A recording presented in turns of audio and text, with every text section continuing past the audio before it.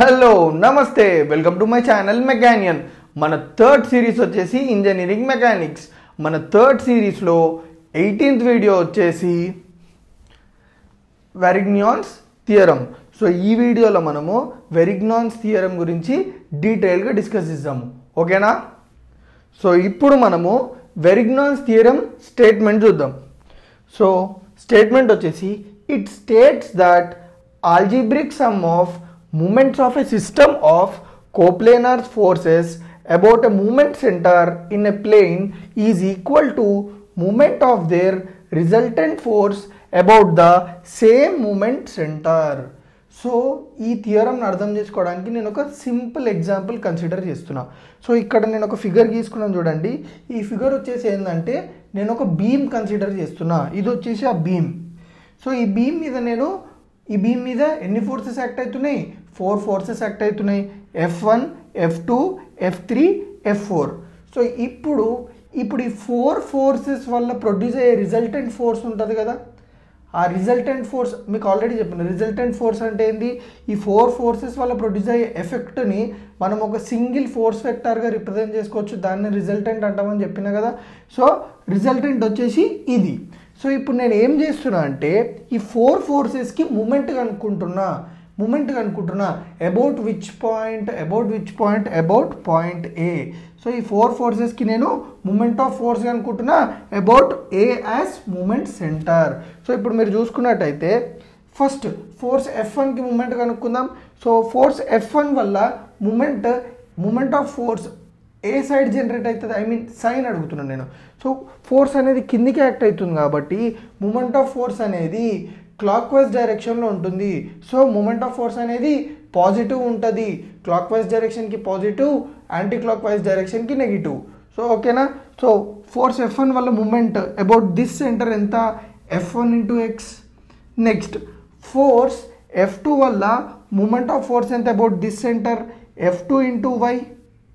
So moment of force formula ఏంది? Force into perpendicular distance. So F2 into perpendicular distance ఎంత? So A centre నుంచి line of action of force దగ్గర వరకు ఎంత distance ఉంటుందో దాన్ని పర్పెండిక్యులర్ డిస్టెన్స్ అంటాం. So F2 into Y. తర్వాత F3 into Z. Force F3 వల్ల ప్రొడ్యూస్ అయ్యే మూమెంట్ ఎంత? F3 ఇంటూ పర్పెండిక్యులర్ డిస్టెన్స్ ఎంత? జెడ్. నెక్స్ట్ ఫోర్స్ F4 వల్ల ఎంత మూమెంట్ ప్రొడ్యూస్ అవుతుంది? F4 into W. కానీ ఇక్కడ మీరు చూసుకున్నట్టయితే F2కి ఇంకా F4కి మైనస్ సింబల్ వచ్చింది. ఎందుకంటే ఇందాకనే మీకు చెప్పిన కదా, ఈ రెండు ఫోర్సెస్ వల్ల ప్రొడ్యూస్ అయ్యే మూమెంట్ అనేది యాంటీ క్లాక్ వైజ్ డైరెక్షన్ ఉంది. So moment anti clock wise direction ఉంటే మనం దాన్ని నెగిటివ్ తీసుకోవాలి. అందుకే నేను నెగిటివ్ తీసుకున్నా. సో ఇప్పుడు నేను ఏం చేస్తున్నా అంటే ఈ రిజల్టెంట్ వల్ల ప్రొడ్యూస్ అయ్యే మూమెంట్ కూడా కనుక్కుంటున్నా about the same moment centre. వీటికైతే ఏ మూమెంట్ సెంటర్ తీసుకున్నానో రిజల్టెంట్కి కూడా అదే మూమెంట్ సెంటర్ తీసుకుంటున్నా. సో ఇప్పుడు దీనివల్ల ప్రొడ్యూస్ అయ్యే మూమెంట్ సెంటర్ ఎట్లుంటుందో చూడండి. ఆర్ ఇట్లుంది అంటే మీరు కరెక్ట్ చూసుకున్నట్టయితే ఆర్ ఇట్లుందంటే నేను ఒక చిన్న మిస్టేక్ చేసిన, సారీ.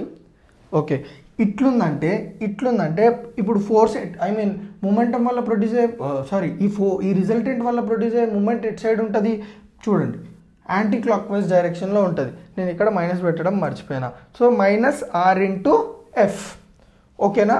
సో ఇప్పుడు ఈ థియరంలో ఏమంటుండంటే ఈ ఫోర్సెస్ వల్ల ప్రొడ్యూస్ అయ్యే మూమెంట్ అన్నిటిని మనం ఆల్జిబ్రిక్ సమ్ చేసినాం అనుకోండి. ఆల్జిబ్రిక్ సమ్ అంటే ఏంది?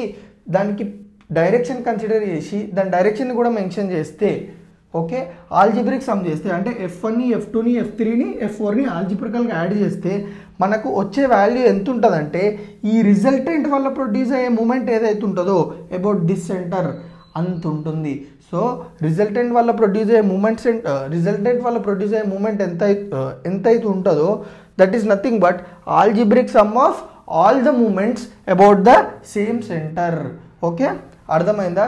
ఇంకా కొంచెం సింపుల్గా మీకు అర్థం చేయాలంటే ఈ 4 ఫోర్సెస్ వల్ల అబౌట్ దిస్ పాయింట్ ఎంతైతే మూమెంట్ ఉందో దాన్ని ఆల్జిబ్రిక్ సమ్ చేసేసేయండి. మీకు ఒక వాల్యూ వస్తుంది. సపోజ్ ఎక్స్ అనుకుందాం. ఓకే, తర్వాత ఈ 4 ఫోర్సెస్ వల్ల ప్రొడ్యూస్ అయ్యే రిజల్టెంట్ ఉంటుందా, ఆ రిజల్టెంట్కి కూడా మూమెంట్ ఆఫ్ ఫోర్స్ కనుక్కున్న తర్వాత ఆ వాల్యూ చూడండి. సో మీకు 2 వాల్యూస్ని కంపేర్ చేస్తే ఈ వాల్యూ ఎంత అయితే వస్తుందో ఈ వాల్యూ కూడా అంతే వస్తుంది. సో వెరిగ్నాన్స్ థియరం అంటే చూడండి, ఇప్పుడు మీకు అర్థమైపోతుంది. It states that algebraic sum of moments of a system of coplanar forces. ఇవి వచ్చేసి సిస్టమ్ ఆఫ్ కోప్లేనార్ ఫోర్సెస్. ఈ ఫోర్సెస్ అనేవి ఒకటే ప్లేన్లో యాక్ట్ అవుతున్నాయి. సో వాటి యొక్క మూమెంట్ ఉందా about this centre is equal to moment of the resultant force. అంటే వీటి వల్ల ప్రొడ్యూస్ అయ్యే రిజల్టెంట్ ఫోర్స్ ఇదే కదా. సో దాని రిజల్టెంట్ యొక్క moment about same moment centre, రెండు ఈక్వల్ అని చెప్తున్నాడు. సో క్లియర్గా అర్థమైందా వెరిగ్నాన్స్ థియరం?